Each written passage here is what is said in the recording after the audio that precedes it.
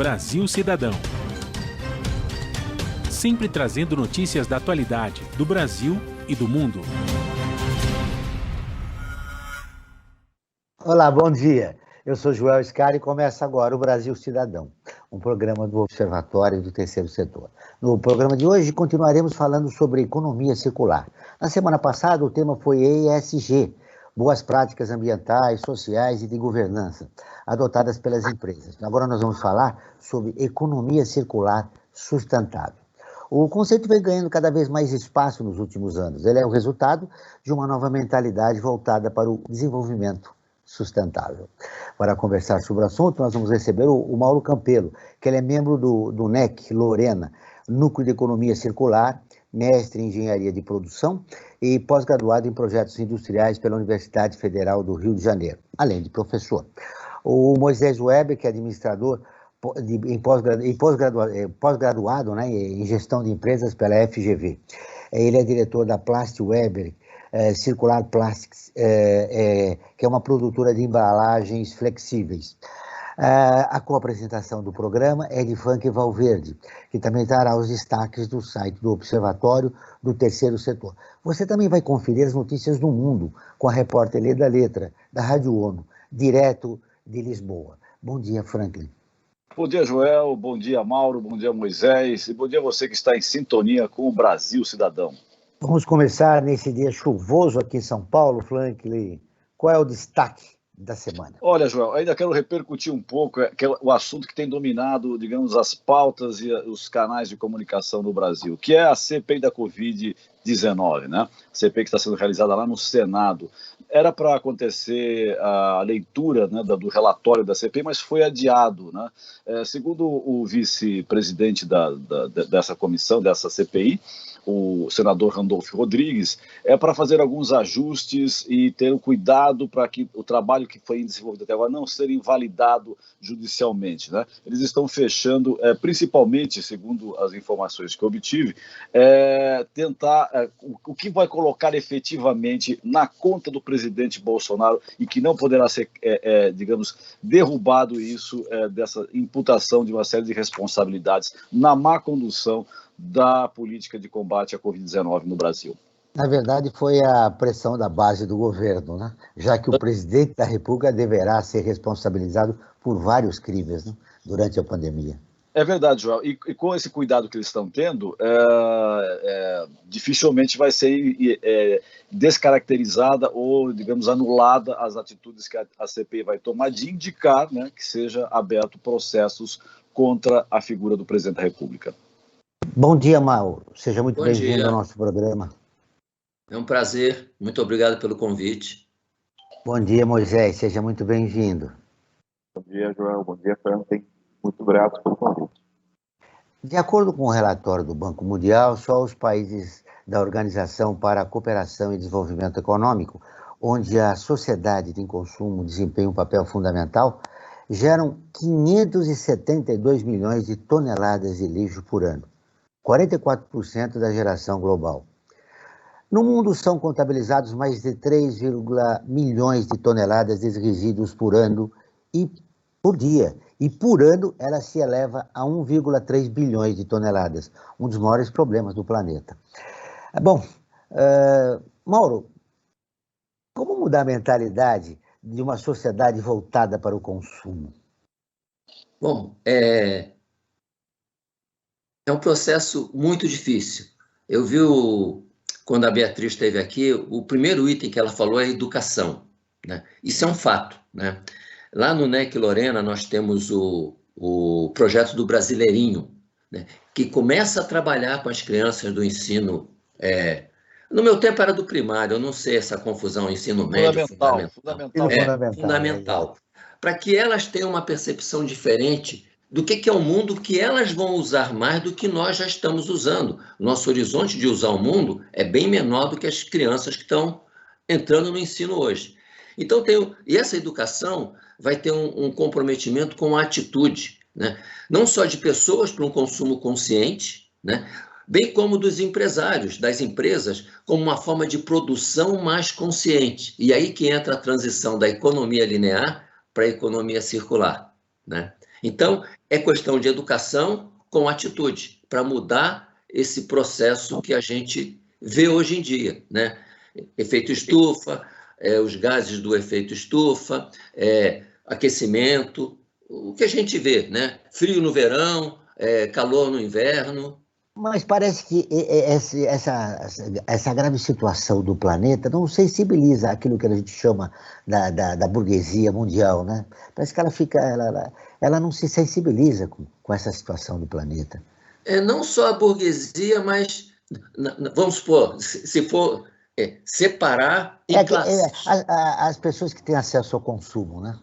Sim, mas as pessoas que não têm, não sabem o que fazer com o lixo. Então você vê, nas favelas ou nas regiões mais pobres, ela joga o lixo na porta dela, né? Aí você vê uma condição, primeiro, de saúde e segundo, do impacto que isso vai gerar numa chuva, numa enxurrada e tudo mais. Então, eles não têm a informação, né?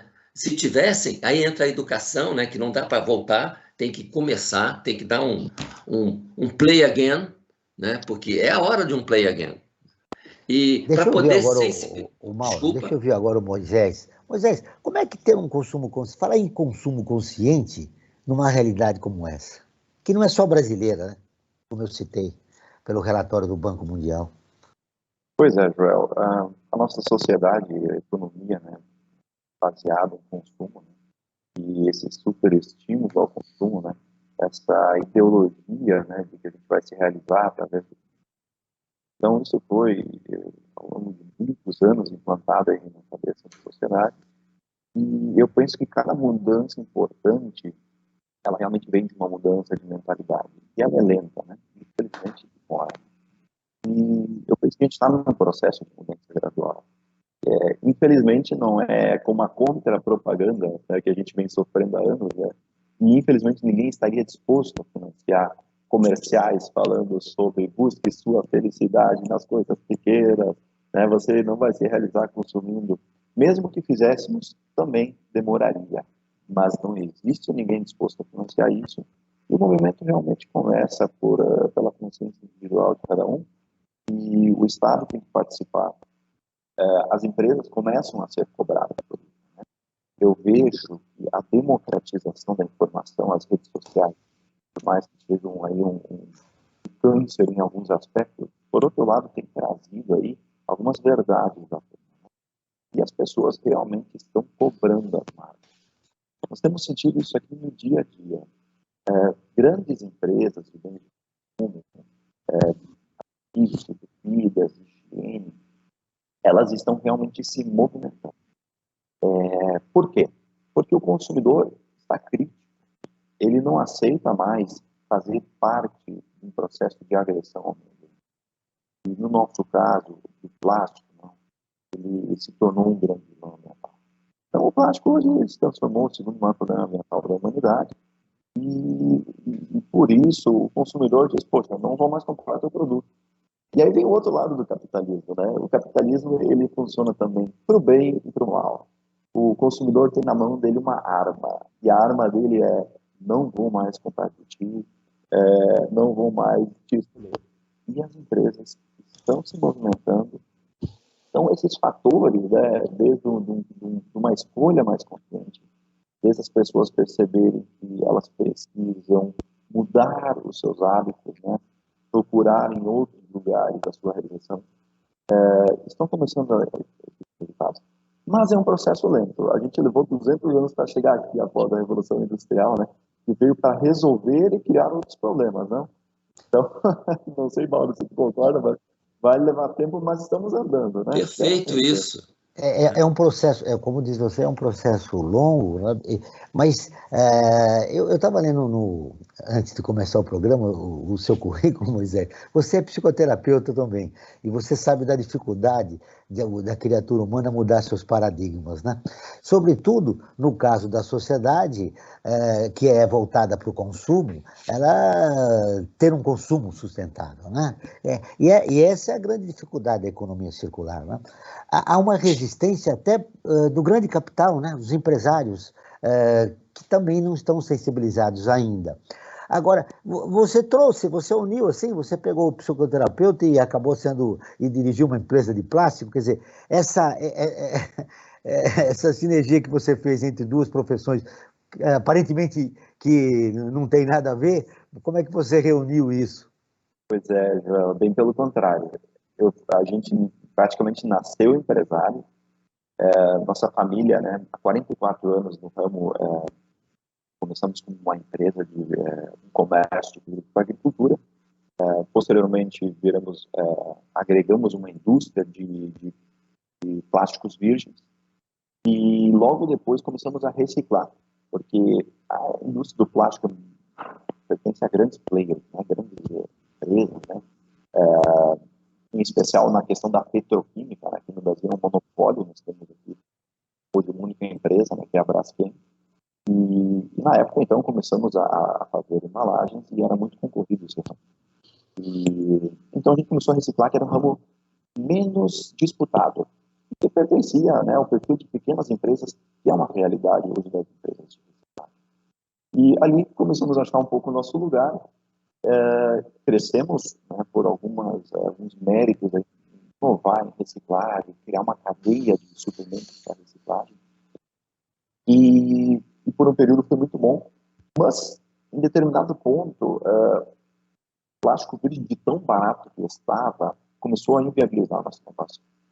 Vocês sabem que o petróleo já esteve a mais de $100, $120, mas chegou em alguns momentos batendo em $30, e a reciclagem, devido aos seus altos custos, né, energia, uma questão tributária bastante injusta, falta de disponibilidade de materiais para reciclar, que é a ironia, né?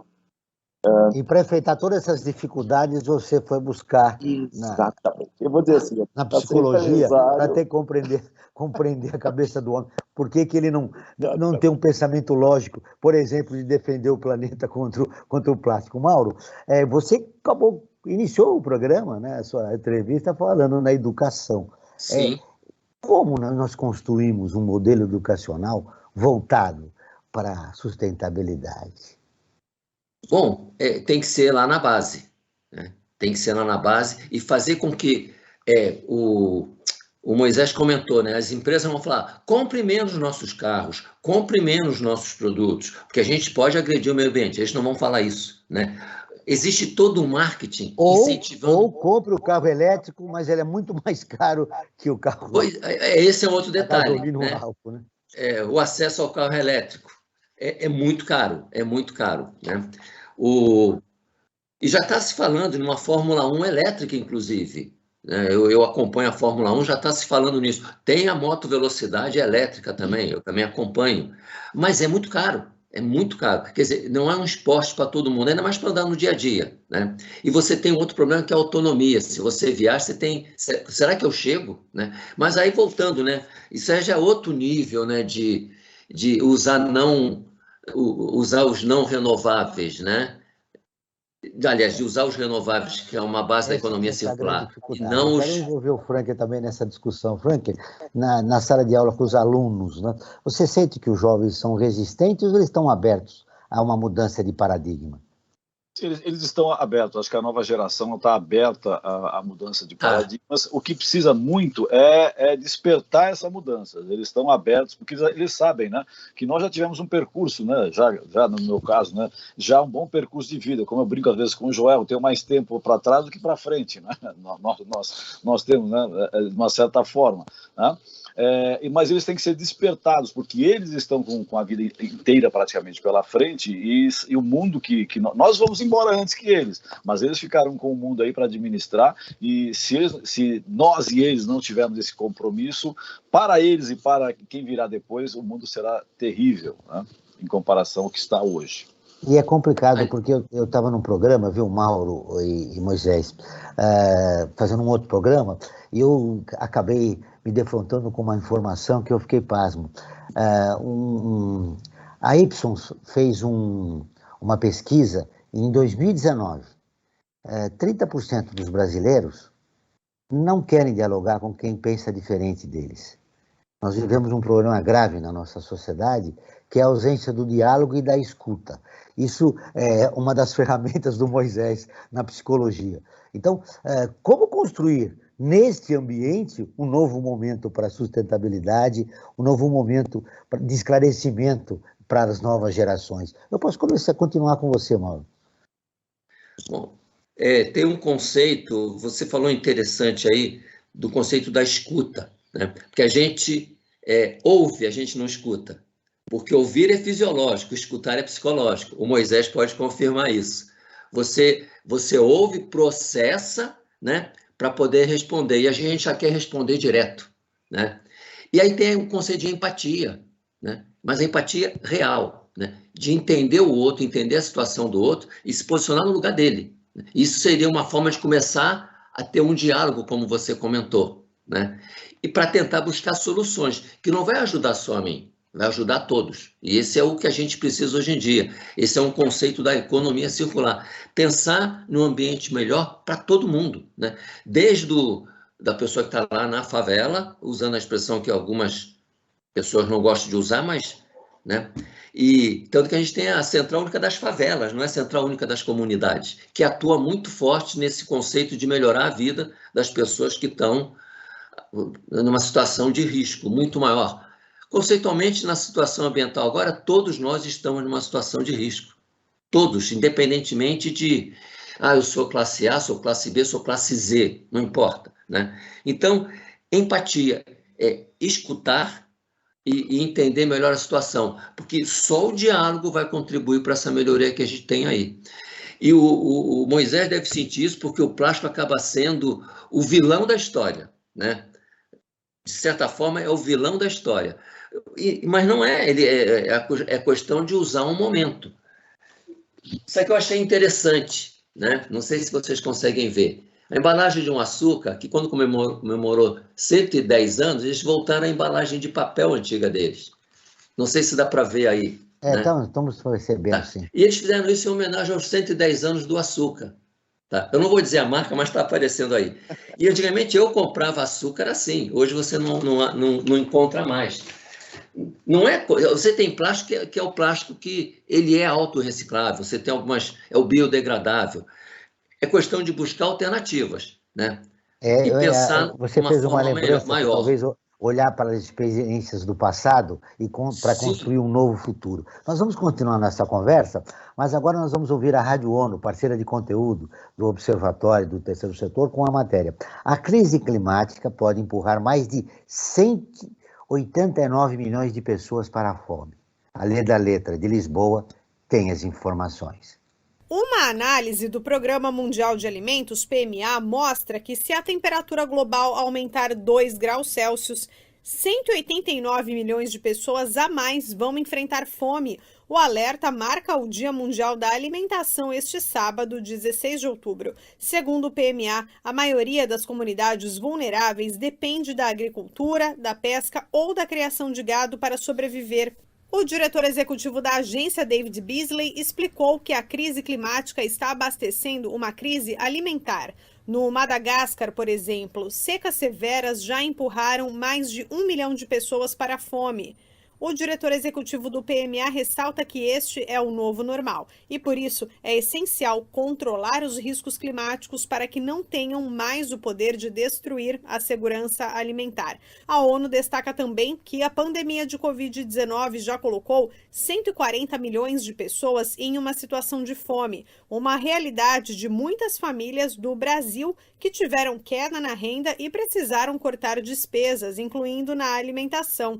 De São Paulo, a nutricionista e líder da área de saúde da ONG Fundação Abrinq, Cíntia da Cunha Ottoni, explicou ao ONU News que é preciso muita criatividade para economizar e, ao mesmo tempo, fazer refeições saudáveis. Famílias que têm renda que está bem apertada, né, nesse momento aí de pandemia, elas têm que procurar alimentos de época que normalmente estão mais abaixo do custo. Falando um pouquinho da questão do reaproveitamento dos alimentos. Se a gente compra uma beterraba com talos, a gente consegue utilizar esses talos num cozido, né, com legumes. Utilizar, por exemplo, essas carnes que estão mais em conta, por exemplo, músculo cozido com talos desses alimentos, como, por exemplo, beterraba, cenoura, são algumas alternativas. A especialista da Fundação Abrinq, Cíntia da Cunha Ottoni, destaca ainda que o encerramento das escolas prejudicou milhões de crianças que dependem da merenda escolar para fazer pelo menos uma refeição por dia. Neste ano, o Dia Mundial da Alimentação tem o tema Nossas Ações são o Nosso Futuro, focando numa melhor produção alimentar e melhor nutrição para todos. Da ONU News, em Lisboa, lê da letra. Continuamos com o Brasil Cidadão, programa do Observatório do Terceiro Setor. Hoje nós estamos falando sobre economia circular sustentável, com o Mauro Campelo, que é professor e membro do NEC Lorena, e o administrador de empresas, o Moisés Weber. Frank Valverde, repercutindo a matéria da ONU News. 140 milhões de pessoas estão em insegurança alimentar, boa parte delas aqui no nosso país. É verdade, Joel.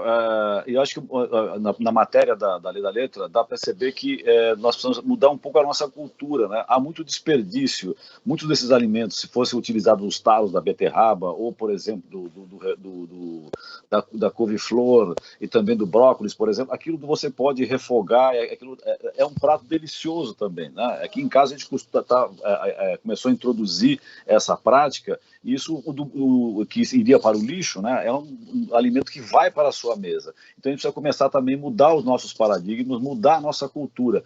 E isso, de uma certa forma, a gente começa a combater, porque se a gente compra um produto e utiliza ele na sua totalidade, né, nós vamos estar economizando, não só nós também, como também possibilitando que outros alimentos sejam comprados por outras pessoas, né? Ou se tem um excesso no mercado, o preço caia para aqueles que não têm condições de comprar e pagar o preço cheio que quem tem condição paga, né? Tudo isso contribui para quê? Para uma mudança geral do planeta e da sociedade como um todo, né, Joel? Acho que esse é um aspecto bastante importante. É verdade, mas agora você pode começar falando do nosso momento ODS do programa de hoje. Exatamente, aproveitando o embalo, vamos falar sobre o Momento ODS, que nós temos em todos os nossos programas do Brasil Cidadão. O Momento ODS trata da Agenda 2030 da ONU, né, os Objetivos do Desenvolvimento Sustentável. E hoje nós estamos enfocando o ponto 12, que é produção e consumo responsável. A ONU, através dos seus Objetivos do Desenvolvimento Sustentável, luta por uma produção e por consumos responsáveis, né? Esses objetivos, que é um total de 17, são ambiciosos e universais. Eles representam uma chamada para ação a fim de abordar os principais desafios ambientais, sociais e econômicos que o planeta enfrenta. A colocação em prática da expressão nada se perde, tudo se transforma, baseada nos princípios do Lavoisier, diga-se de passagem, é uma boa forma de você contribuir com um pequeno grãozinho de areia nesse universo todo aí do consumo sustentável. E por falar em consumo sustentável e também em economia circular, Joel, a cada programa que nós fazemos aqui na Rádio Brasil Atual, nós realizamos uma enquete, que é uma forma de a gente aferir a temperatura daquelas pessoas que nos acompanham nas nossas redes sociais. E para o programa de hoje, nós fizemos a seguinte enquete. Você acha que a prática da economia circular pode tornar a sociedade mais sustentável? E o resultado foi bastante animador, Joel. 93% das pessoas disseram que sim, né, que a economia circular pode tornar uma sociedade mais sustentável. E aí, Joel, me deu uma questão que eu gostaria de repercutir com o Mauro e com o Moisés. A legislação brasileira, ela incentiva a prática da economia circular? A gente pode começar com o Moisés. Bom, Franklin, nós temos aí a Política Nacional de Resíduos Sólidos, que já desde 2010 vem com essa premissa, né, de criarmos uma logística reversa para os produtos, né? Mas, como no Brasil, somos muito bons em criar leis, mas não em botar na prática, né? Nós não temos hoje uma efetiva volta dos resíduos para a cadeia de reciclagem. Então, existe legislação Existem já agora, inclusive, legislações mais, vamos dizer assim, punitivas, né? Algumas proibindo alguns tipos de materiais que também não vemos como uma solução. Então, se sobrepõem legislações e não estamos resolvendo nada, no fim das contas, né? Então, a gente sabe que não é fácil, mas uma boa legislação, uma boa política nacional de resíduos sólidos existe no Brasil, ela é exemplar, ela é referência mundial. O que a gente efetivamente precisa é começar a dar cumprimento àquilo que foi estabelecido, né? E em termos de política tributária, vejo que temos aí uma grande oportunidade. Inclusive, agora, nos próximos dias, teremos uma votação aí no Senado para mudar a nossa legislação para a reciclagem, que é extremamente onerosa no Brasil. Então, o cidadão, ele pode participar, né, acompanhando esses projetos aí e votando. Então, eu penso que sim, a nossa legislação pode fazer a diferença e basta a gente estar atento aí e botar na prática aquilo que já existe. Mauro. Eu queria fazer um comentário antes sobre o que o Franklin falou, né? Por exemplo, normalmente você costuma comprar algumas coisas congeladas, tipo brócolis e couve-flor. Aqui é comum você ter a couve à mineira. Eu faço brócolis à mineira, né? Pega as folhas do brócolis e corta que nem fosse a couve e fica delicioso, né? É verdade. Ou seja, tem pessoas que jogam aquilo fora, né? Você vai no CEAGEST, você vê um desperdício de alimento incrível. Quantos podiam estar se alimentando? Agora, quanto à legislação, o Brasil tem um aspecto muito interessante. Ele tem leis que são ditas como as melhores do mundo. Quando saiu o Código de Defesa do Consumidor, era o melhor código do mundo. O problema é a aplicação. A Política Nacional de Resíduos Sólidos, que o Moisés falou, levou 10 anos, empurra para ali, puxa daqui, volta, e efetivamente, 10 anos depois ela começou, né? A gente teve um exemplo até, por exemplo, a Kombi deixou de ser produzida porque o airbag ia ser obrigado, inviabilizava a produção da Kombi, postergaram, né? Então a senhora de quase 50 anos de uso, que tinha uma aplicação muito legal, saiu de linha por uma questão de indefinições, né? A Política Nacional de Resíduos Sólidos é muito importante para diminuir o volume nos aterros, principalmente, porque você tem a economia linear, extrai, produz, usa e descarta. Esse descarte envolve o pós-consumo e o pós-produção. E ainda tem um percentual grande que vai para os aterros, né? De uma forma absurda, né? Existe um filme que está disponível no YouTube, que é O Lixo Extraordinário, do Vic Muniz, que conta a história do maior aterro sanitário do mundo. Fica em Duque de Caxias, no Rio de Janeiro. E lá você vê coisas como as pessoas vivem daquilo. Tem muito, o lixo é dito como algo ruim que não tem valor, pelo contrário. E a reciclagem vai lá buscar muita coisa, né? Só que por que tem que ir para o lixo primeiro? Por que tem que ir para o aterro primeiro? Consciência, né? O Frank falou lá do ODS 12, né? Tem 3 ODS fundamentais na economia circular. O 8, trabalho decente e crescimento econômico. A economia circular trabalha com isso. O 9, que é indústria, inovação e infraestrutura. A inovação é fundamental, né? Como é que você vai produzir um plástico, no caso do Moisés, que tem um efeito positivo no final de tudo, né? Por exemplo, o princípio 12, o ODS 12, que foi comentado, produção consciente e responsável, né? Como é que eu vou produzir de uma forma responsável? Extraindo menos, né? E jogando menos fora. Se eu extraio menos, já vou descartar menos. E a política agora está começando a ser implementada. A gente tem alguns exemplos, não sei se eu posso citar nomes aqui, de algumas Fique à indústrias, vontade. Fique à vontade. né? Por exemplo, a Natura, né? A Natura tem uma política de logística reversa forte. As consultoras trabalham com os consumidores. E quando vai ter a entrega do produto, ele recolhe as embalagens antigas, de vidro e papel. Não só da Natura, porque isso diminui a extração de material novo, vamos dizer, de matéria-prima virgem, né? E a Natura é um exemplo sobre isso. Eu até orientei um trabalho que foi aprovado em congresso no Brasil. Era um TCC que virou um artigo. Algumas construtoras estão trabalhando nessa linha, né? Temos a Ninwick, a Precon e a MRV, que trabalham o conceito, por exemplo, parceria com cooperativas de reciclagem, onde toda parte que pode ser reciclada, em vez de ir para o lixo, essas cooperativas vão lá nos canteiros e retiram. O próprio material de demolição que sobra de uma obra, quem já fez obra sabe disso, ele usa para aspectos não estruturais, tipo calçadas, muros que não são muros de arrimo. É menos material descartado. Isso tem a ver com a política de resíduos sólidos. São iniciativas interessantes, Mauro. Sim, agora, com certeza. Eu vou falar de uma pesquisa feita pela CNI, Confederação Nacional da Indústria, em 2019. Revelou que 76% das indústrias desenvolvem alguma iniciativa de economia circular, embora a maior parte não saiba que as ações se enquadram nesse conceito. A pesquisa também mostra que 88% dos entrevistados avaliaram a economia circular como muito importante para a indústria.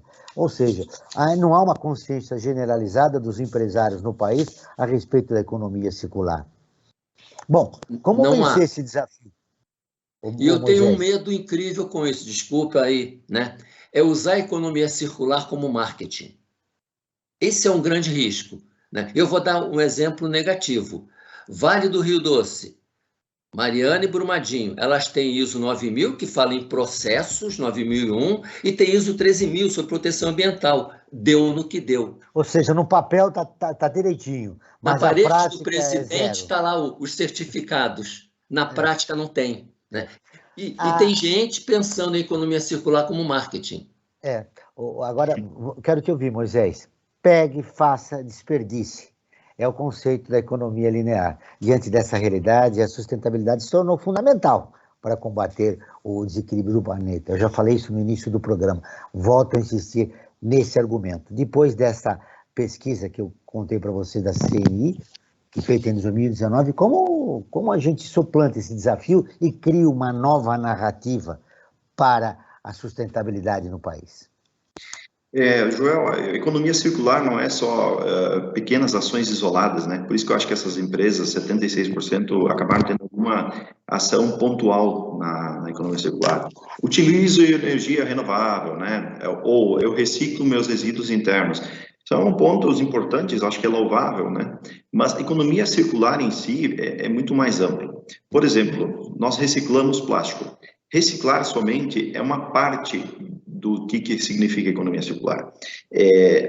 Para ser efetivamente um agente da economia circular, tu tens que criar, por exemplo, uma cadeia, estimular a tua cadeia de materiais recicláveis.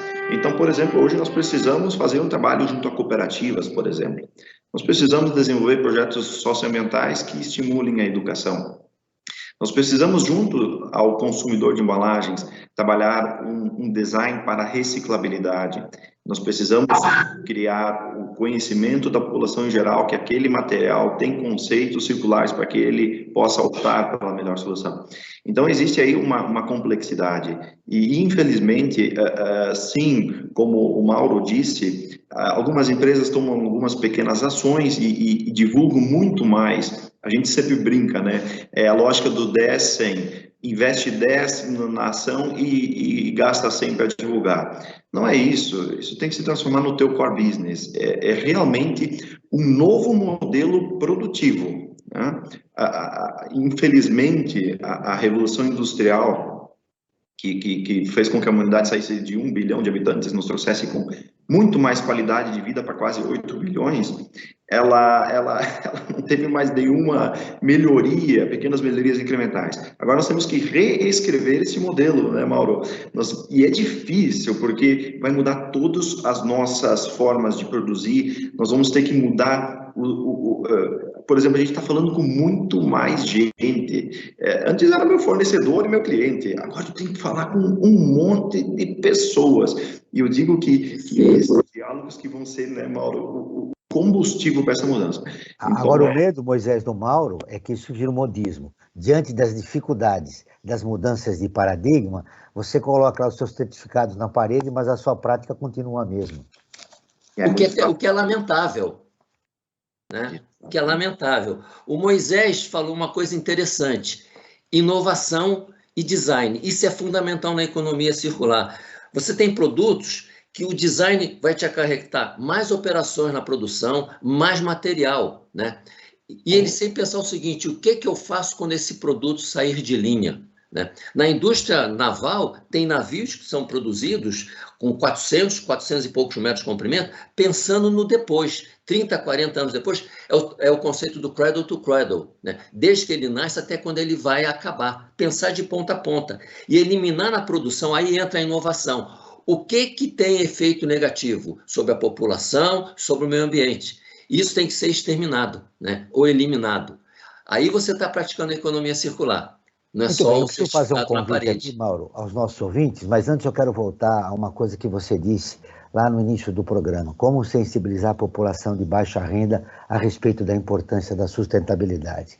Até você citou um exemplo em relação ao lixo, né? Que é os resíduos são os resíduos sólidos. Mas o Sim. convite que eu faço a você, ouvinte, é para seguir o Observatório do Terceiro Setor nas redes sociais e acompanhar informações do Brasil e do mundo sobre direitos humanos, causas e projetos sociais. No Instagram, é Instagram @Observatório Terceiro Setor, no Facebook, é facebook.com/Observatório Terceiro Setor. Nossos programas de rádio também estão disponíveis no canal do Observatório no YouTube. Lá você também encontra entrevistas e quadros de Como Você Sabia e Você Conhece, que mostram aspectos ignorados da história e refletem sobre a sociedade brasileira. No canal você também pode assistir às lives realizadas pelo Observatório todas as quintas-feiras, às 17 horas. Basta buscar Observatório 3 em numeral setor. Repetindo, Observatório 3 em numeral setor. Muito bem, Frank Valverde. Mais informações? Sim, Joel, vamos falar um pouco sobre o nosso site, né, Observatório do Terceiro Setor, né, fazendo um convite a todos e a todas que visitem o nosso site, né, observatório3setor.org.br, o 3 em numeral. E lá nós vamos encontrar uma série de matérias importantes e que vão esclarecer muito todos e todas as leitores e leitoras. Uma delas, por exemplo, fala do Brasil, que tem mais de 220 mil pessoas que estão em situação de rua.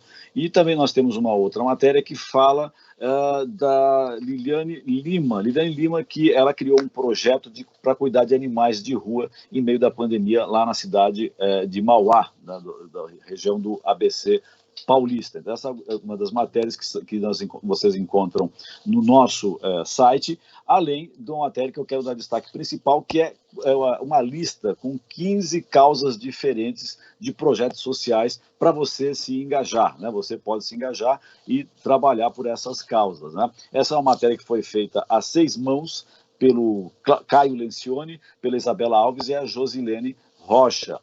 E nessa matéria eles dizem que o Brasil possui 820 mil organizações da sociedade civil, né?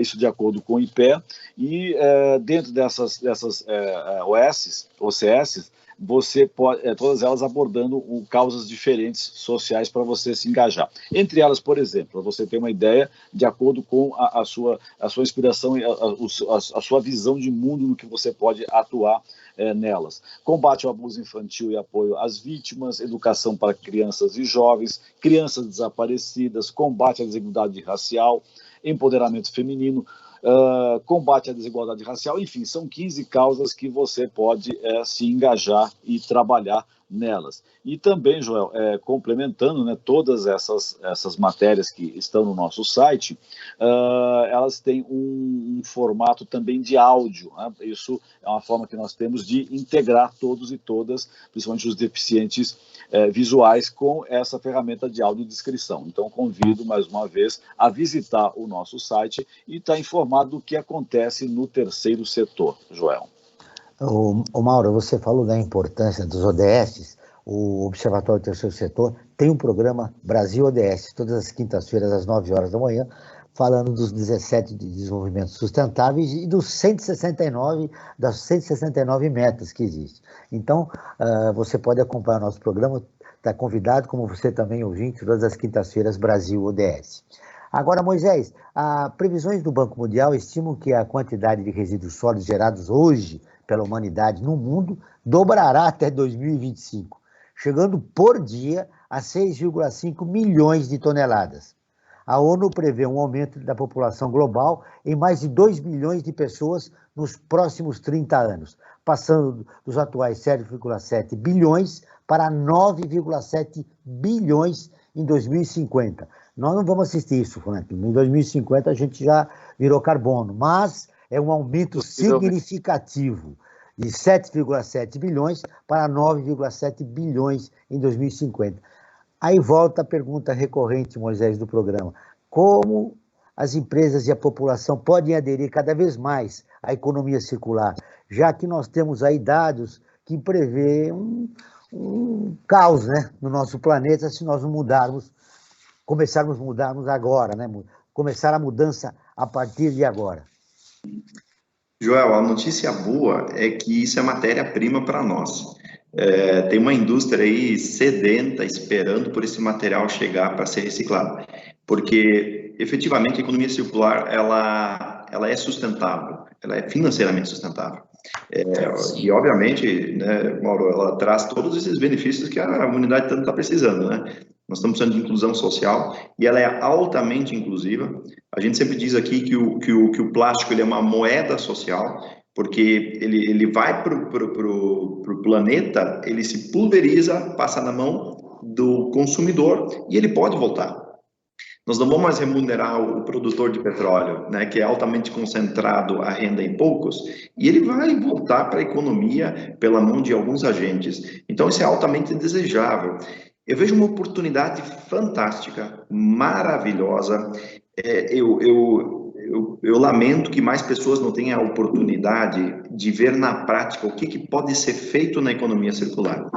Nós que visitamos as cooperativas e temos o contato com a realidade... Quantas cooperativas tem aí no Rio Grande do Sul?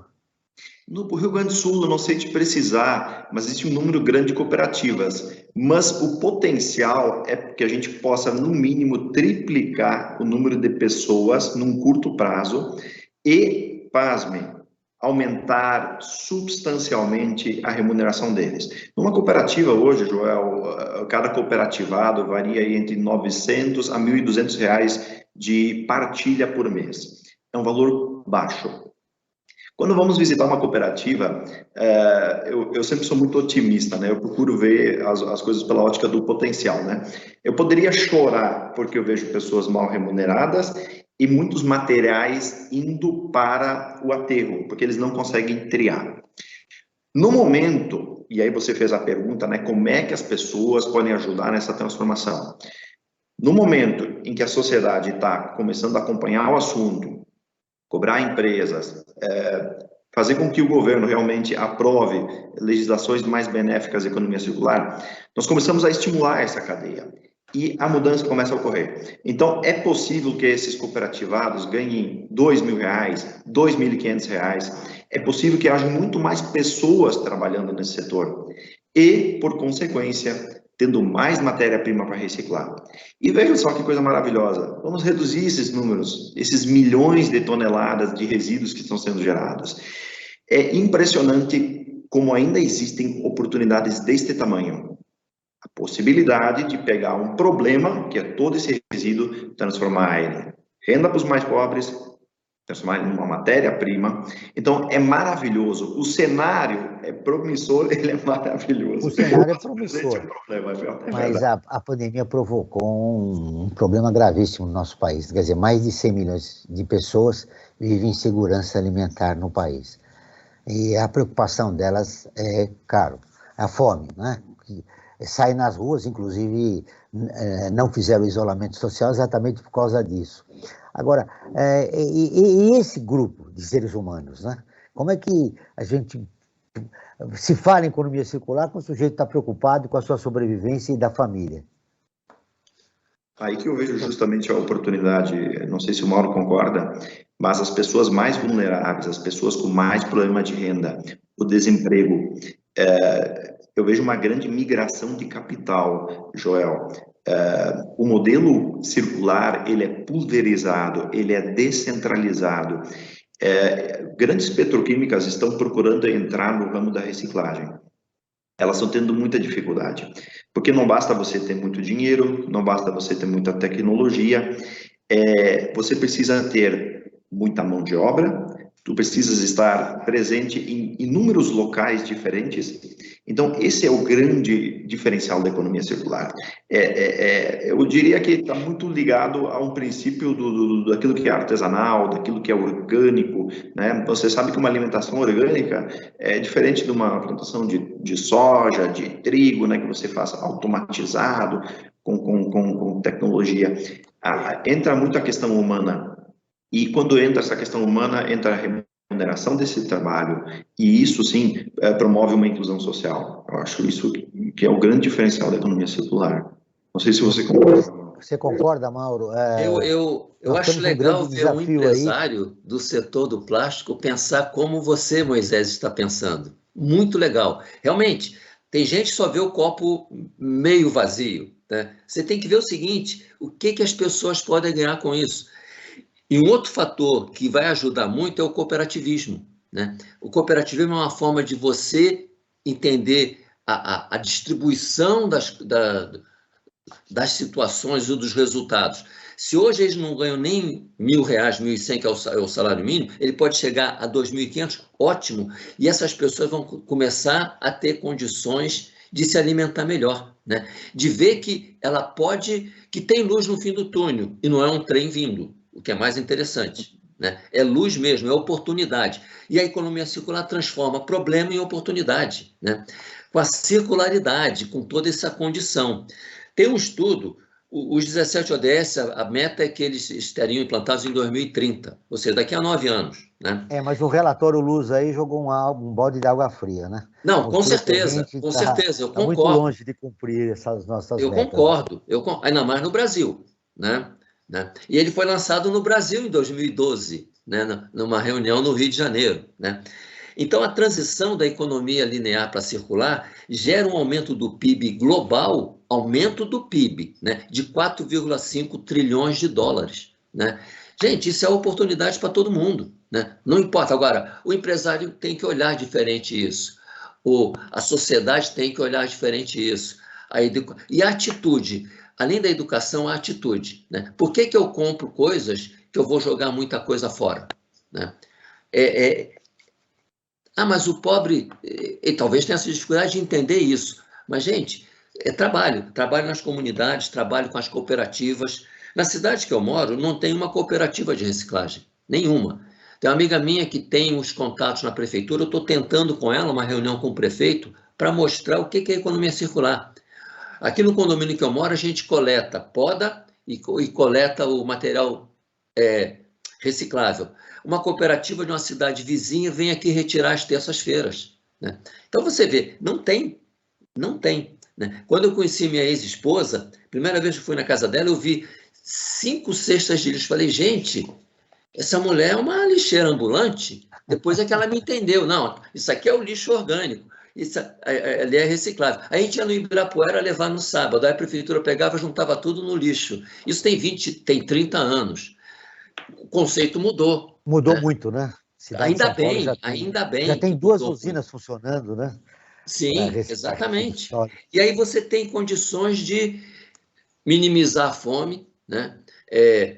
Gerar emprego. E a economia circular foca os 3 P's da sustentabilidade: o people, o profit e o planet. Olha que legal. Ela é baseada nisso. Não é só isso, mas ela incorpora isso nos princípios dela e faz com que isso seja efetivamente feito, né? Franklin, nós estamos caminhando já para a última parte do nosso programa. A conversa foi muito boa, o tempo passou muito rápido. Eu quero mais informações de você.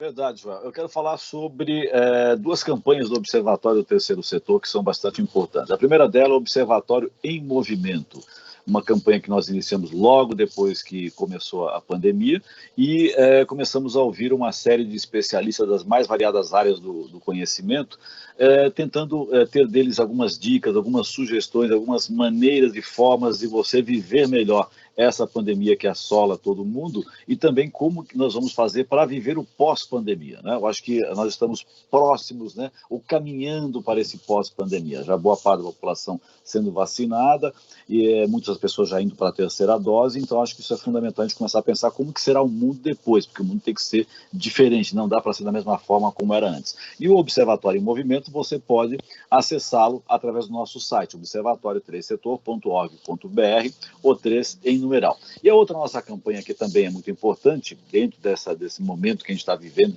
de pandemia, é Apoie o Terceiro Setor. É uma plataforma online de financiamento coletivo para organizações da sociedade civil com projetos em diversas áreas. Para saber mais sobre essa ferramenta, convido a todos e a todas que acessem apoie3setor.com.br, o 3 em numeral. Essas são algumas das dicas importantes para as pessoas estarem sintonizadas nas nossas redes sociais também e na nossa plataforma do Observatório do Terceiro Setor, Joel. Legal, Franklin. O Moisés, de acordo com o relatório sobre a lacunas de emissões do Programa das Nações Unidas para o Meio Ambiente, nós estamos próximos do ponto de não retorno para catástrofes climáticas. Entre os vários responsáveis aparecem a destruição ambiental e o descarte indevido de materiais, como, por exemplo, o plástico que você trabalha. Como sensibilizar a população a respeito desta situação que vai nos levar, né, a um momento muito difícil para o planeta? Exatamente. Pois é, Joel. Infelizmente, problemas grandes não têm soluções simples, né?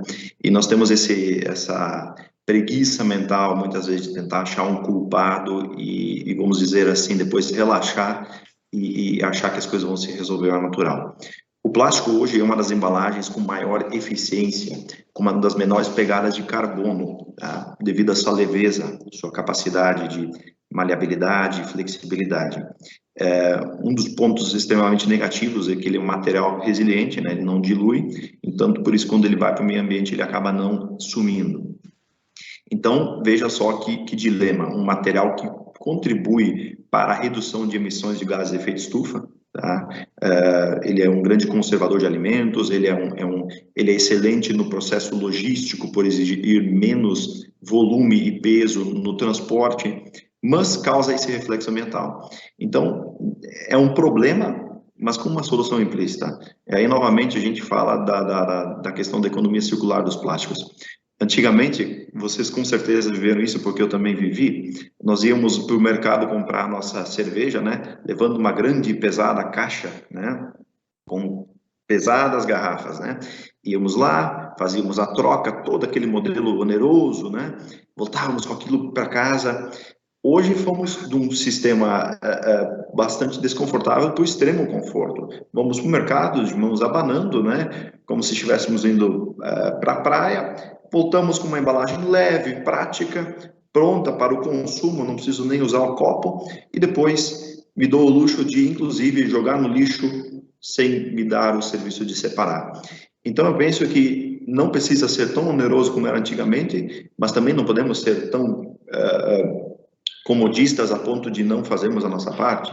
Então, as pessoas, sim, precisam se conscientizar, elas precisam se sensibilizar, separar seu resíduo, cobrar para que na sociedade, como o Mauro está fazendo, exigir que haja uma coleta seletiva, apoiar as cooperativas, cabe a nós. O ônus é nosso, o bônus também é nosso, mas então vamos ter uma clareza de que não basta banir um tipo de material, ele traz benefícios. Nós somos responsáveis por criar essa economia circular dos plásticos.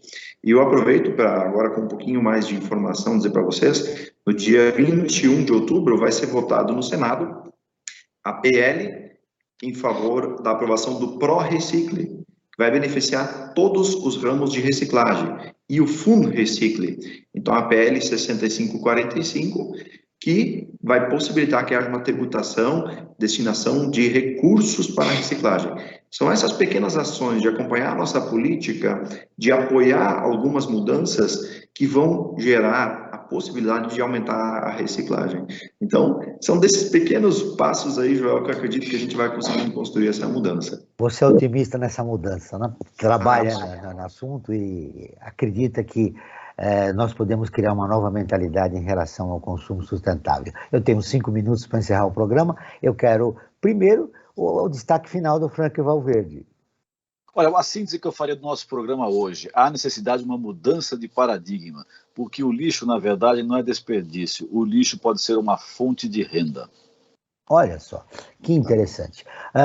Eu tenho várias perguntas para Moisés, para você, Mauro, e faremos outros programas, mas agora eu vou deixar vocês à vontade, para 2 minutos para cada um, para registrar o que de mais importante vocês gostariam, para os nossos ouvintes, em relação ao consumo sustentável. Eu começo com você, Moisés. Pois bem, primeiro, obrigado aí pelo programa, fiquei bem impressionado aí pela temática, e vejo que isso que faz a diferença, desde as questões das metas da ONU, a estar dando visibilidade a esses 15 projetos socioambientais. Nós precisamos de visibilidade para que a população tome conhecimento de coisas que estão sendo feitas, porque hoje nós temos nas nossas mãos a escolha entre estar em uma rede social consumindo assuntos que não agregam, fazendo parte aí de um sistema que literalmente nos deixa perdidos e sem direção, a poder prestigiar amigos que trazem a informação para a mudança. Então, para o ouvinte eu digo isso: façam escolhas sábias dos conteúdos que vocês estão consumindo, porque a partir destas informações qualificadas, nós vamos tomar decisões corretas e ter ações que vão gerar a mudança. Então, eu agradeço a oportunidade, porque é a partir dessa exposição que a gente consegue realmente trazer um pouquinho do que pode ser feito e gerar uma mudança. Então, parabéns pelo programa, agradeço aí e espero que as pessoas tenham podido entender um pouquinho mais do tamanho da oportunidade que significa a economia circular. Apoiem este assunto e vocês vão ver que em breve teremos mais um salto qualitativo na história da humanidade. Revolução Industrial mudou o planeta. Agora precisamos mudar em uma nova onda que nos agrega aí mais muitas centenas de anos de qualidade de vida. Mauro, suas considerações finais. Bom, primeiro eu quero agradecer a oportunidade, né? Eu achei muito legal o programa hoje. Eu assisti alguns programas quando a menina me mandou o convite, eu esqueci o nome dela, né? A Joana, a nossa produtora. Sim, sim. E eu achei legal, né? O que o empresário do setor de plástico está trazendo como o lado positivo da economia circular. Não é o famoso mimimi que a gente está acostumado a ver aí, né? Então a gente tem que ter cuidado com a informação que a gente tem, né? Como usar essa informação, né? Aí a gente tem as fake news que estão aí inundando as redes sociais, não importa quais sejam, né? E ter consciência, ter maior consciência pessoal, né? Parafraseando Gandhi, seja você a mudança que você quer ser no mundo. Se você quer ser um mundo melhor, né? Se você melhorar por você, você está contribuindo para que isso vá em ondas, atingindo todo mundo, né? E eu quando conheci a economia circular, eu, tipo assim, me apaixonei, né? Escrevi artigos ano passado, já publiquei numa revista aqui na cidade de Cotia, que é vizinha à cidade que eu moro, sobre economia circular. Escrevi um resumo num artigo numa das faculdades, né?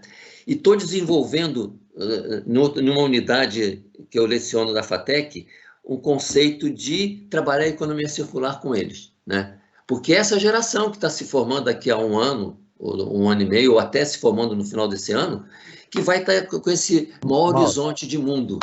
Olha, eu vou encerrar com uma frase sua do Gandhi, que você trouxe aqui. Seja você a mudança que você quer para o mundo.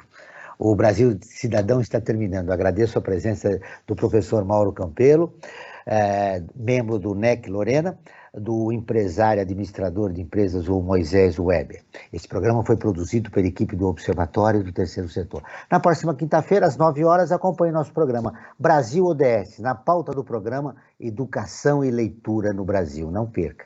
E ficamos por aqui, sempre na luta por uma sociedade mais justa, solidária, sustentável e tolerante. Até e circular.